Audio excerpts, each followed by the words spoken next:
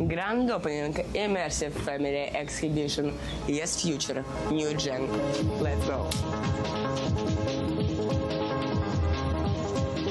Et si le futur de l'art s'écrivait par la technologie ? Ici, au cœur de Tel Aviv, pas de murs blancs, mais plutôt des écrans dynamiques à perte de vue. Une ambiance immersive où l'art s'écoute, se regarde, se touche et transmet des messages. Lorsqu'on m'a proposé de créer une œuvre pour une exposition sur le thème des choix, j'ai tout de suite pensé au monde numérique, où chacun de nos choix laisse une trace derrière nous. Je me suis demandé comment traduire l'art numérique et mon travail. Pour les enfants, cela ressemblerait davantage à de la magie. Et pour nous, les adultes, ce serait comme voir les traces que nous laissons dans le monde numérique. J'ai donc créé quelque chose qui ressemble à une pluie de codes binaires.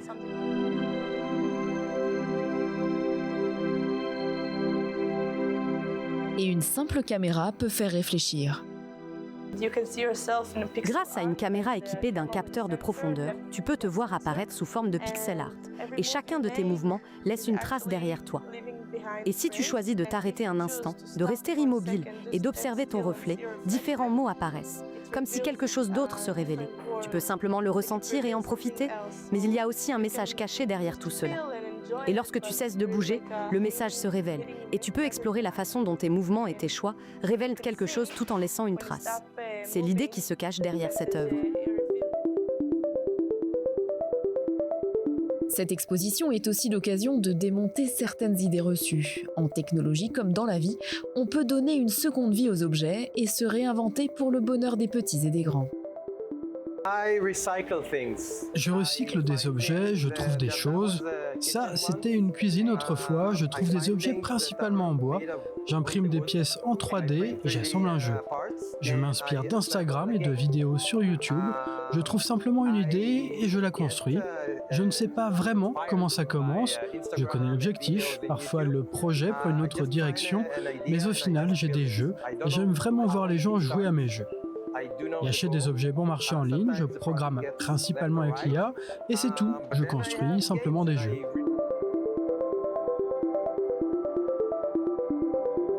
C'est bien connu, la créativité n'a pas de limite. Ravid Dar, étudiante en école de design, a choisi de mêler musique, technologie et religion pour son projet de fin d'études.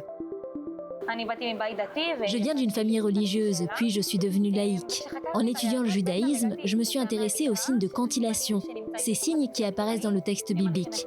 Ils indiquent comment lire le texte en termes de rythme, de mélodie et de syntaxe. J'ai décidé de les transformer en une expérience.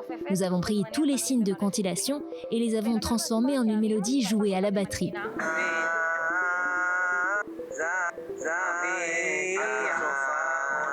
Ensuite, pour l'aspect visuel, je me suis inspirée de la méthode de Kandinsky. Il entendait les sons et les traduisait en une expérience de forme et de couleur.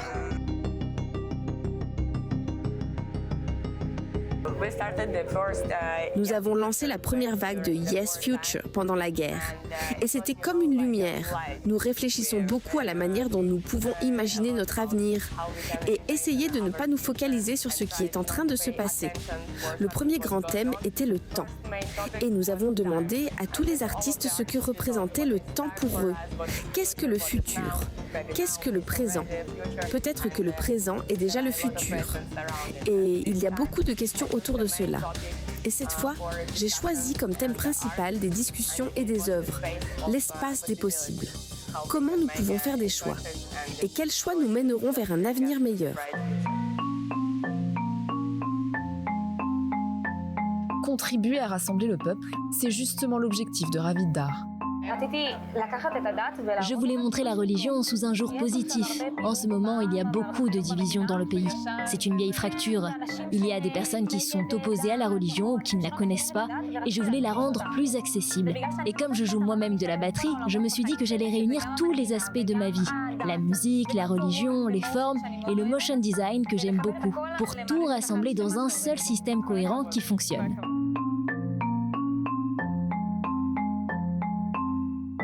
Une façon de dépoussiérer l'image de l'IA et des technologies et de faire émerger une nouvelle génération d'artistes résolument tournés vers l'avenir.